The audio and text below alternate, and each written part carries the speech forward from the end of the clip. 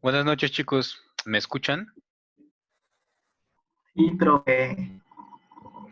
No me digan profe, porfa. Empieza a grabar, brother. Doctora, me parece que la vi entrar.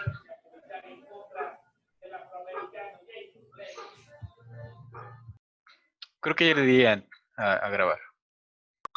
Sí, aquí estoy, ¿me escuchan? No sé Fuerte y si me claro. escuchan. Hágale como Talía. No, después. Sí, aquí estoy. Ah, ok, perfecto. Bueno, entonces, para los que todavía no me conocen, Da inicio. mi nombre es Sergey Muñiz Gallardo y soy instructor de todos ustedes, pero en especial del grupo de las 12. Entonces, voy a estar al tanto de todos, pero en especialmente de ese grupo.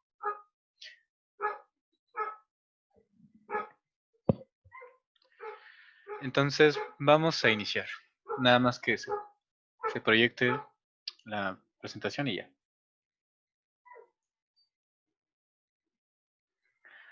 Bueno, rápidamente, los antimicrobianos son aquellas sustancias que son sintetizadas químicamente o fueron obtenidas a partir de la naturaleza. Por ejemplo, muchos son obtenidos a partir de muchos hongos, eh, que van encaminados a inhibir el crecimiento o a destruir, ya sea a una bacteria, a un virus, a un hongo o a un parásito. Entonces, de ahí que tengamos antibióticos, antivirales, antiparasitarios y antimicóticos. El día de hoy toca hablar sobre antibióticos. Cabe destacar que esta presentación no es de mi autoría, es de mi instructor de farmacología, Pedro García Esparza. Entonces, pues el crédito es de él. También este fue el objetivo de esa presentación, pero pues nos lo vamos a volar. Los primeros antibióticos de los que vamos a hablar son los beta-lactámicos. Estos es un grupo farmacológico cuyo efecto es interrumpir la síntesis de la pared bacteriana. Aquí tenemos varios subgrupos. Los primeros son las penicilinas, las cuales, hablando rápidamente, son fármacos bactericidas que contienen un anillo beta-lactámico. Esto es común a todos aquellos antibióticos que entran en el grupo de los beta-lactámicos.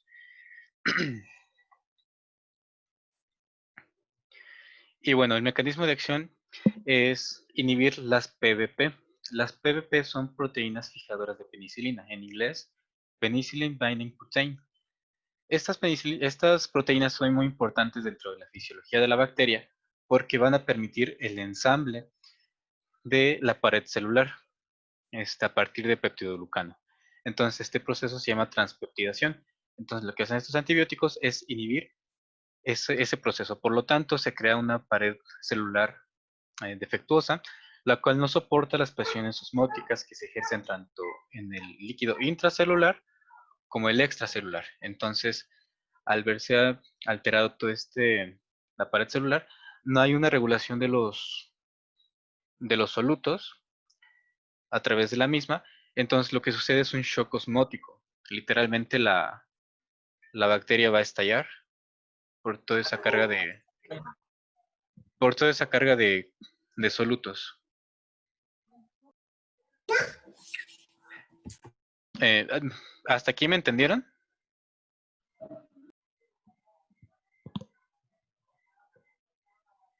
Sí, ¿Sí? sí, está bien. Ah, ok. Sí, de mi parte igual todo bien. Ok, bueno, por ahí andan unos micrófonos prendidos, por favor, apáguenlos para que todo esto sea más o menos.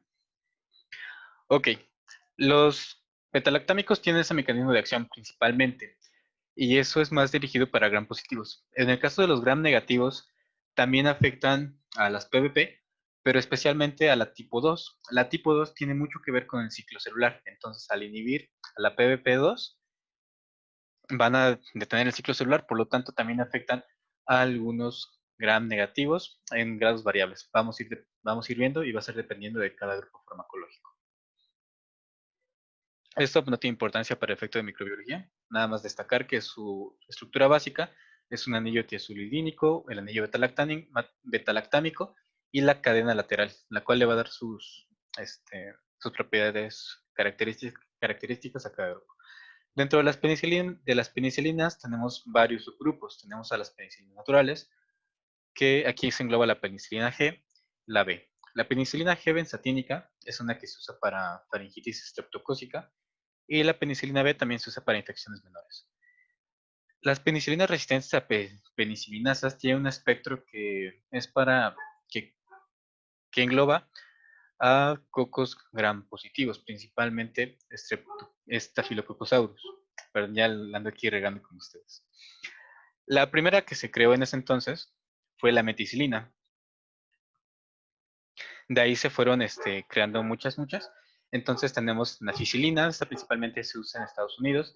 En México tenemos a la cloxacilina y a la dicloxacilina. De ahí tenemos otro subgrupo, que son las aminopenicilinas. Estas ustedes las conocen muy bien. Aquí tenemos a la ampicilina y amoxicilina. Son muy parecidas entre ambas. De hecho, se podría decir que son intercambiables. La diferencia es que ampicilina prácticamente actualmente se usa más por vía intravenosa y amoxicilina puede ir tanto vía oral como por vía intravenosa. La diferencia, decía yo, es que la amoxicilina tiene una mejor absorción y por lo tanto una mejor biodisponibilidad. De ahí que muchas veces se prefiera mejor amoxicilina. Si tienen alguna duda con lo que voy comentando, por favor, pregunten. Por ejemplo, ¿saben qué es la biodisponibilidad?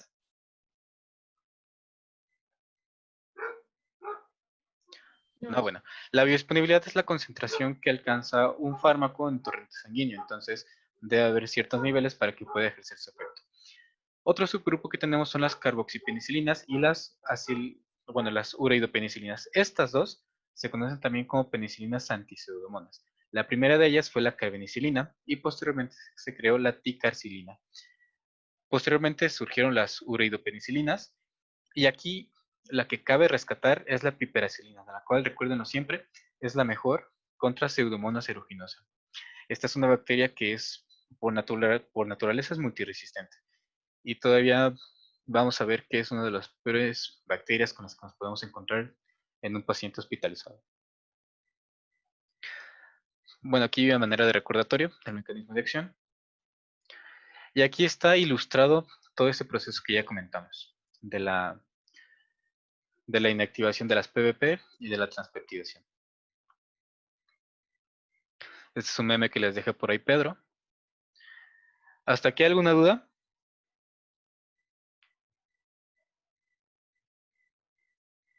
No. Ok. Si les pregunto, por favor, contéstenme. Sí. Una pregunta. ¿Qué habías dicho que las carboxipenicilinas y la acilureidopenicilinas, ¿en qué se parecían? Ambas son penicilinas antiseudomonas. Gracias. Hay una bacteria que se llama Pseudomonas aeruginosa que es una bacteria altamente resistente a muchísimos antibióticos. Entonces son especiales para esa bacteria. ¿De acuerdo? Va. Y bueno, Sí, muchas gracias. dentro de la resistencia bacteriana hacia este tipo de antibióticos, pues es la inactivación por beta-lactamasas. No sé si se han dado cuenta, pero muchas veces la amoxicilina, o casi siempre, al menos aquí en México, la amoxicilina viene con ácido clavulánico. Lo que hace el ácido clavulánico es que va a inactivar a las beta-lactamasas, las cuales a su vez, si no tenemos ese ácido clavulánico, va a destruir a la ampicilina, a la amoxicilina y a otras penicilinas. También tenemos la modificación de las PBP para que no se unan las penicilinas, la alteración en la permeabilidad de la pared y de la membrana al fármaco, y también las bombas de eflujo. Estas bombas lo que hacen es sacar el antibiótico que está entrando hacia la bacteria. Entonces por aquí entra y por acá lo sacan. Son medicamentos muy buenos, sin embargo tienen reacciones adversas y las principales son la hipersensibilidad, que consiste en un exantema, en anafilaxia, proceso de anafilaxia. Las penicilinas como la G benzatínica y la ampicilina y la moxi pueden causar diarrea. Y las demás no son tan importantes. Estos son algunos de los usos clínicos que se le pueden dar a este tipo de medicamentos. Ustedes lo pueden checar en su casa. Pero, pues hablando a grandes rasgos, la G benzatínica también se puede usar para sífilis primaria. Por ejemplo, la amoxicilina con ácido clavulánico la usamos mucho para otitis media aguda, para sinusitis, para neumonía adquirida en la comunidad que sea leve, principalmente. La dicloxacilina y la dicloxacilina la usamos para profilaxis quirúrgica y para infecciones por Staphylococcus aureus.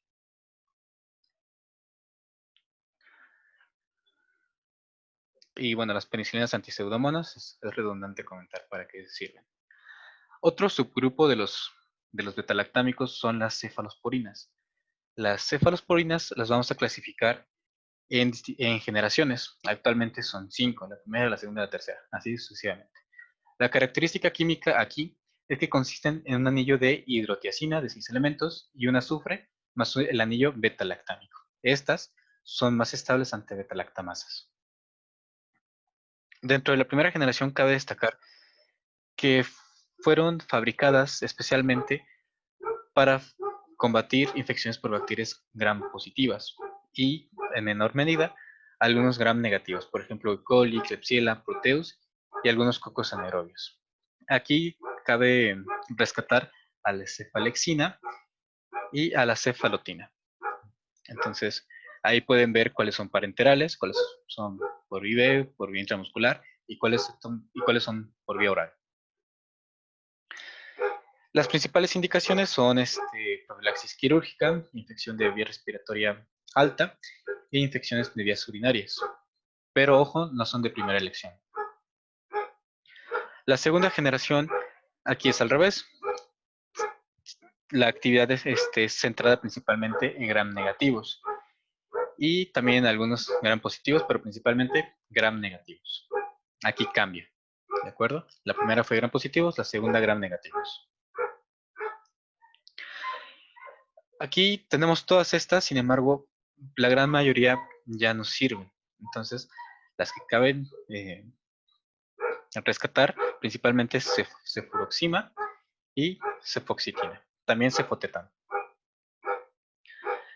Estas son muy buenas para sinusitis y anteriormente también para otitis media aguda, también para infecciones de vías respiratorias bajas, también se han llegado a usar para peritonitis, diverticulitis y para enfermedad pélvica inflamatoria. ¿Hasta aquí hay alguna duda? No, todo bien. Perfecto. La tercera generación de cefalosporinas tiene una actividad centrada principalmente en gram negativos, pero también contra gram positivos. Entonces la tercera generación abarca ambos, ¿de acuerdo? Y bueno, microorganismos que son sensibles pues son Citrobacter, Serratia, Providencia, Hemófilos y Neisseria. Bueno, veo que tengo unos mensajes por el chat. Bueno, el usuario Hernández tiene una pregunta y dice: ¿a qué se refiere con sensibles? Que una bacteria sea sensible a un antibiótico quiere decir que se va a ver afectada por ese antibiótico. En cambio, si decimos que una bacteria es resistente, quiere decir que ese antibiótico no le va a afectar en nada. ¿Quedó despejada tu duda, compañero?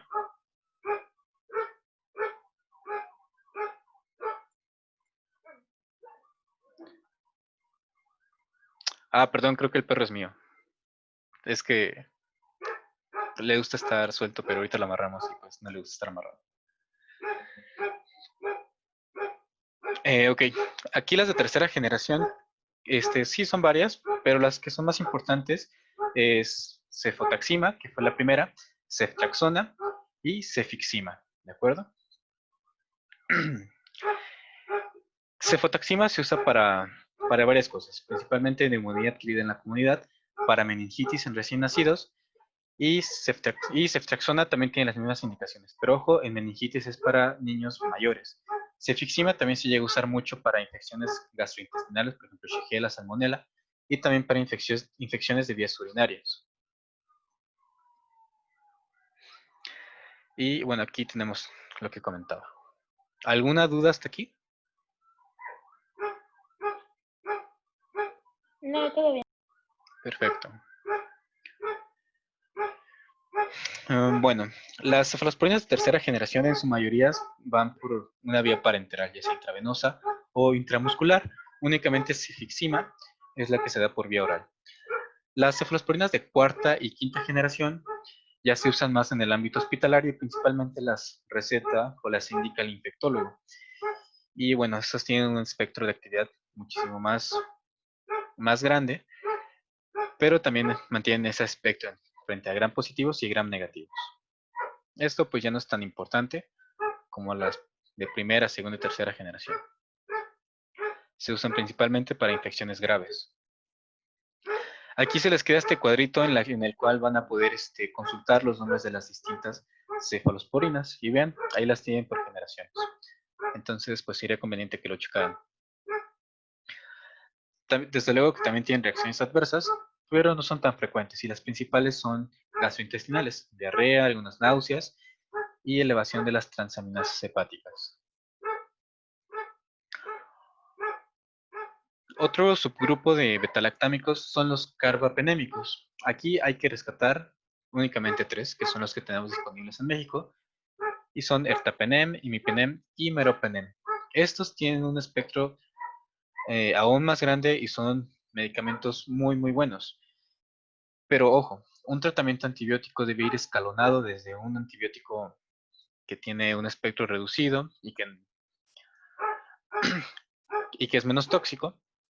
Entonces así vamos subiendo hasta llegar a los carbapenémicos. Los carbapenémicos son antibióticos que reservamos para infecciones nosocomiales.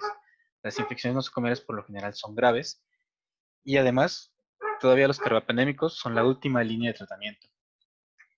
Como características son muy resistentes a betalactamasas y pues ya. Principalmente se usan para infecciones por gram negativos como Escherichia coli, Klebsiella, Pseudomonas, Acinetobacter. ¿Hasta aquí alguna duda? No, bueno. No, Otros subgrupos son los menobactams. Estos sí son poquitos los que tenemos aquí en México, como el Astronam y otro que no recuerdo ahorita su nombre. No me había dado cuenta, pero esta presentación no tenía las transparencias de monobactams, entonces aquí no le hagan caso a nada, solamente al título. Ok, entonces todos esos fueron los beta-lactámicos. Otra familia de antibióticos son los aminoglucósidos. Los aminoglucósidos son también medicamentos muy buenos, sin embargo no son tan nobles como los que ya vimos. Los aminoglucósidos tienen la característica de que son nefrotóxicos y ototóxicos. Su mecanismo de acción consiste en la inhibición de la síntesis de proteínas a nivel de la subunidad ribosomal 30S. Entonces aquí tenemos varios y son 9 principalmente los que están aprobados por la FDA: la gentamicina, la turamicina, la micacina, la strepto, la neon y todas esas. Las que más se usan son la micacina, la genta, la streptomicina principalmente. Bueno, eso chequen en su casa, se dividen según su vía de administración. El espectro de los aminoglucósidos está centrado principalmente en gram negativos. Ojo, no están indicados en gram positivos porque no se serviría de nada, entonces es una tontería indicarlos en infecciones por gram positivos. Otra cosa, muchas veces se asocian con las penicilinas antiseudomonas. De hecho, esas penicilinas no pueden ir solas, siempre tienen que ir asociadas con un aminoglucósido. Esto pues ya lo comentamos. Y vean, este es el esquemita del mecanismo de acción. ¿Hasta aquí hay alguna duda?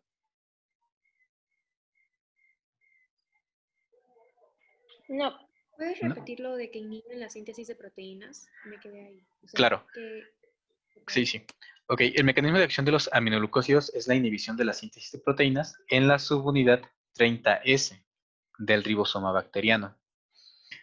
Entonces, al bloquear la síntesis de proteínas, prácticamente estamos deteniendo el metabolismo de esa bacteria. Entonces, se considera bacteriostático y entonces ahí se queda. La bacteria ahí se queda, detiene su crecimiento y eso da pauta a que lleguen las células del sistema inmunológico y finalmente la fagocitan y posteriormente la destruyen.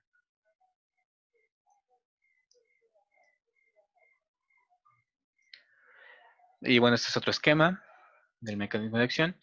Aquí es importante rescatar el efecto postantibiótico que tienen estos fármacos, el cual consiste en la supresión persistente del crecimiento bacteriano, el cual tiene una duración aproximada de 3 horas. Y pues ya. Nada más hay que rescatar que estos antibióticos se dan por lo general por vía intravenosa. Su absorción por vía oral no es muy buena. También, desde luego, que hay resistencia a estos antibióticos, principalmente a través de la modificación del fármaco. Principalmente las bacterias agregan grupos acetil a los aminoglucósidos y de esa manera los inactivan. Esto pues no es importante.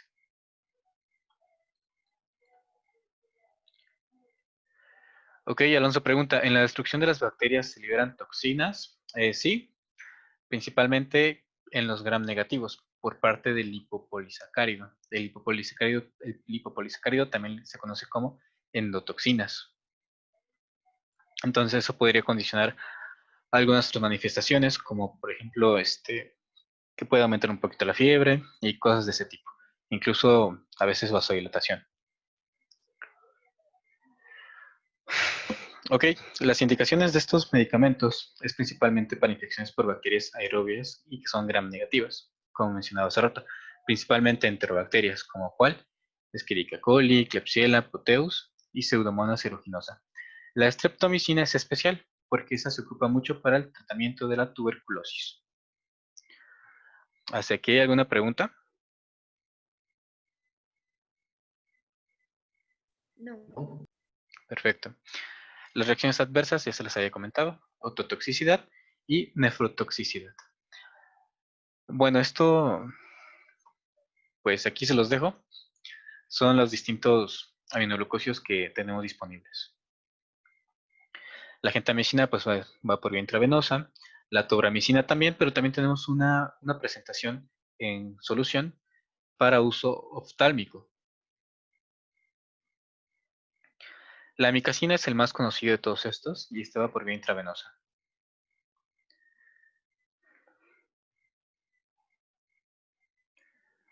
Ok, esto ya lo vimos, esto también. Tengo una duda. Ok, ajá. Dijiste que una de las reacciones adversas es la ototoxicidad. ¿Qué pueden provocar? ¿En qué puede desencadenarse eso? ¿Sí? Sí. Pues sordera principalmente.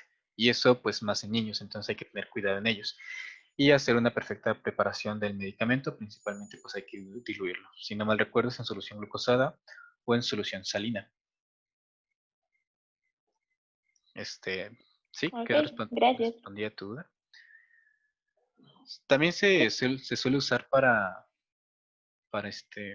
profilaxis quirúrgica, pero pues tampoco es la primera opción, ¿de acuerdo? Entonces, por lo general usamos cefalosporinas de primera generación, una dosis antes y 2 después de que se completó el acto quirúrgico.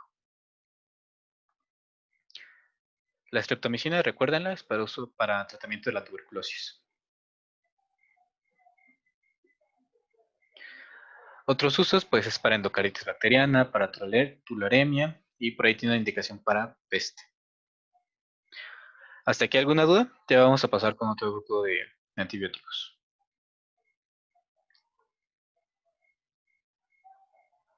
Ok. No, todo bien. Los macrólidos tienen un mecanismo de acción similar. Aquí también consiste en la inhibición de la síntesis de proteínas, pero ojo, está en la subunidad 50S, o sea, es en la subunidad grande y los aminoglucósidos es en la pequeña. Estos se consideran también bacteriostáticos y su principal espectro está dirigido hacia cocos y bacilos gram positivos y estos deben ser aerobios. Su estructura química consiste en un anillo lactónico que están unidos por enlaces glucosídico desoxiazúcares. Bueno, aquí de igual manera tiene un esquema del mecanismo de acción, que repito, es la inhibición de la síntesis de proteínas en la subunidad 50S. La resistencia a este tipo de antibióticos es por parte de 4 mecanismos, o a través de bombas, por protección ribosómica, por hidrólisis de medicamento y por mutaciones cromosómicas. La protección ribosómica consiste en que la bacteria fabrica otro tipo de proteínas y literalmente va a ser como un capuchón que va a proteger al ribosoma de que llegue y se inserte ahí un macrólido. Y las mutaciones cromosómicas consisten en la modificación del sitio de unión. Entonces recuerden que estas uniones son muy específicas, de un ligando con otro ligando.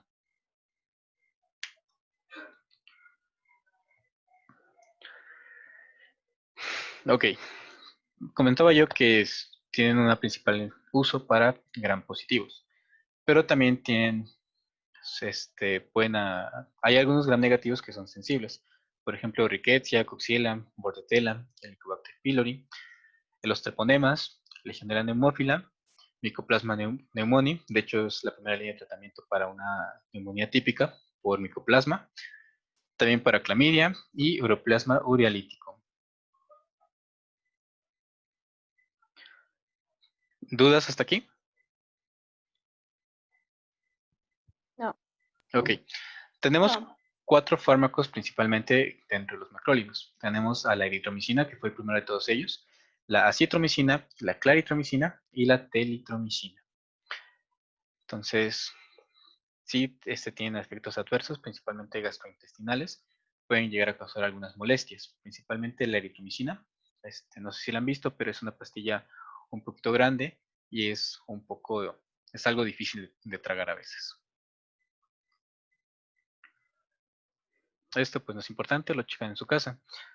Otro efecto adverso que es importante recalcar es la prolongación del segmento QT del electrocardiograma. Entonces, esto es importante porque si no vigilas a ese paciente, y además es un paciente pues ya viejito que tiene problemas del corazón, puedes provocar una arritmia y posteriormente un paro cardíaco y el paciente puede morir. Entonces tengan cuidado. ¿Preguntas hasta aquí?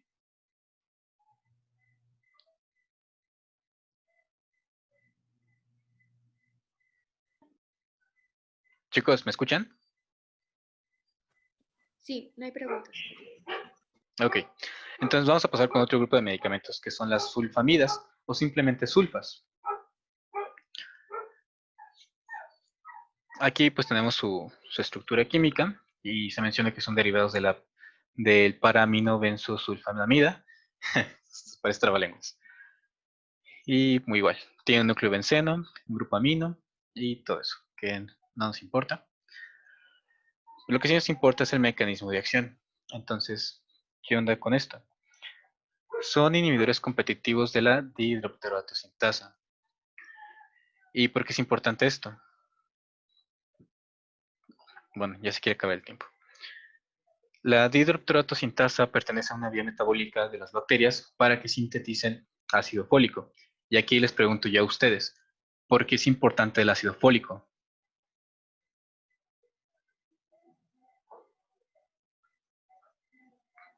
Quien sea, contéstame. Para el cierre del tubo neural, si está embarazada del bebé. Eso es importante para humanos, pero para las bacterias. Ah, no, no sé. Ok.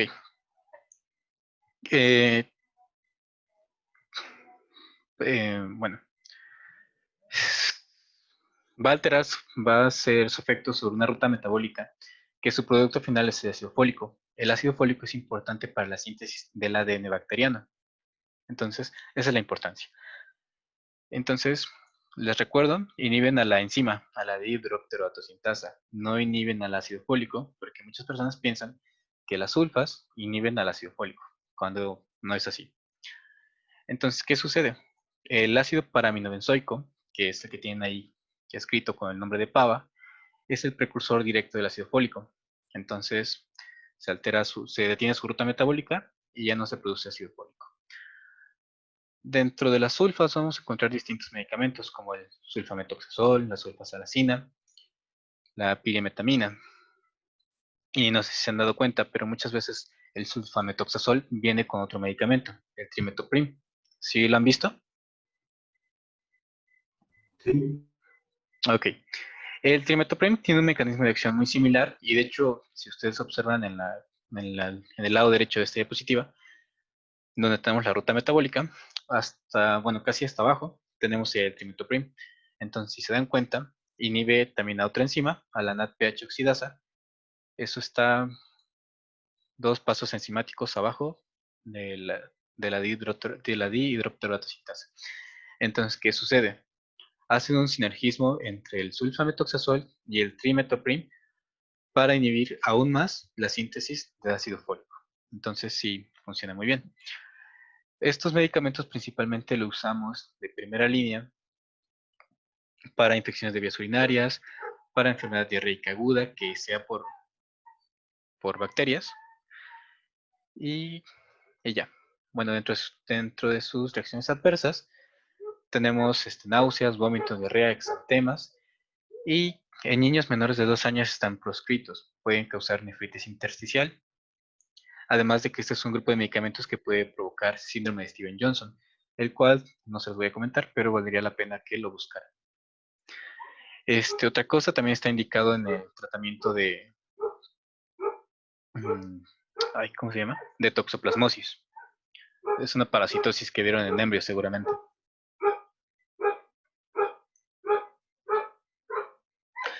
El trimetoprim pertenece a este grupo de fármacos, a las pirimidinas. Esto pues ya lo comentamos y pues ya, es irrelevante. ¿Hasta aquí hay alguna duda?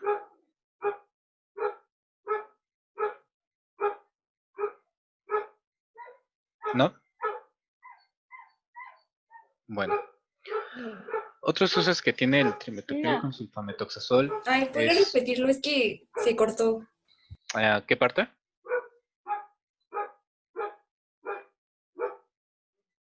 ¿Desde qué parte? Disculpa. ¿Me escuchan? Ya se está cortando un poquito. Sí, es que se escucha un poco cortado. Sí, bueno, es mi internet. Es que está lloviendo por acá. Pero, ¿desde qué parte repito?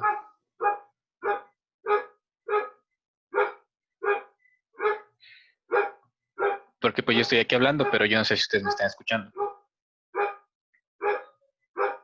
Sí, sí se escucha. No, pero por ahí alguien comentó que repitiera algo. No sé quién fue. O yo no repito nada, ¿me sigo? ¿Qué onda? Bueno, supongo que me seguirá. Pues sí, no, ya sigue. Ok, otro grupo de antibióticos son las quinolonas. Es un grupo de medicamentos muy bueno, tiene un espectro de acción bastante grande. Y la primera de ellas, la primera que se sintetizó, fue el ácido nalidíxico. Bueno, ahí tenemos su estructura química.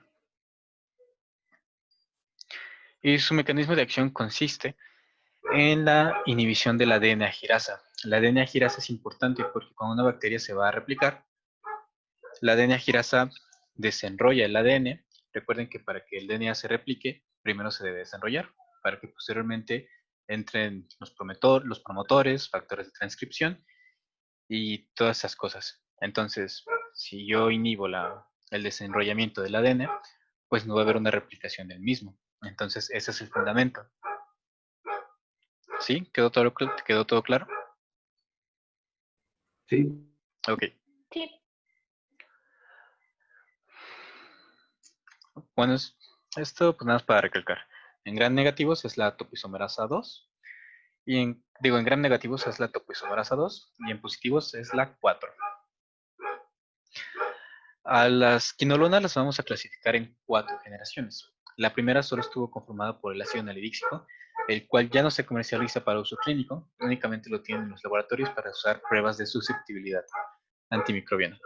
En la segunda generación está conformada por el norfloxacino, el cual ya casi no se usa. Y la tercera generación sí son medicamentos que siguen usando. De hecho, pues sí, son muy buenos. Seguramente los conocen. Tenemos al ciprofloxacino y al levofloxacino. ¿Sí o no? Aquí es importante recalcar que el ciprofloxacino se usa más para infecciones gastrointestinales y el levofloxacino se usa más para infecciones de vías respiratorias. En la cuarta generación tenemos al moxifloxacino, pero pues casi no se usa mucho. Entonces, observen, aquí tenemos el espectro que tuvo cada generación. Entonces vamos a situarnos en el de la tercera generación. Si se dan cuenta, este tiene un mejor perfil farmacocinético y el ciprofloxacino tiene actividad frente a Pseudomonas aeruginosa y gram positivos. Se usan más en infecciones sistémicas, pero bueno, luego ven que andan recetando antibióticos para cualquier cosa.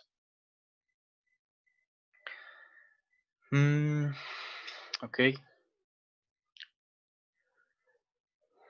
Tenemos distintas indicaciones como la infección urinaria complicada, llámese pielonefritis, infección por Neisseria gonorrea, y ¿qué más? Prostatitis aguda, infecciones por salmonela, otitis externa por Pseudomonas aeruginosa, la infección de pie diabético que también es por Pseudomonas aeruginosa principalmente, y también se puede llegar a usar para tuberculosis, no de primera línea, pero sí se puede usar.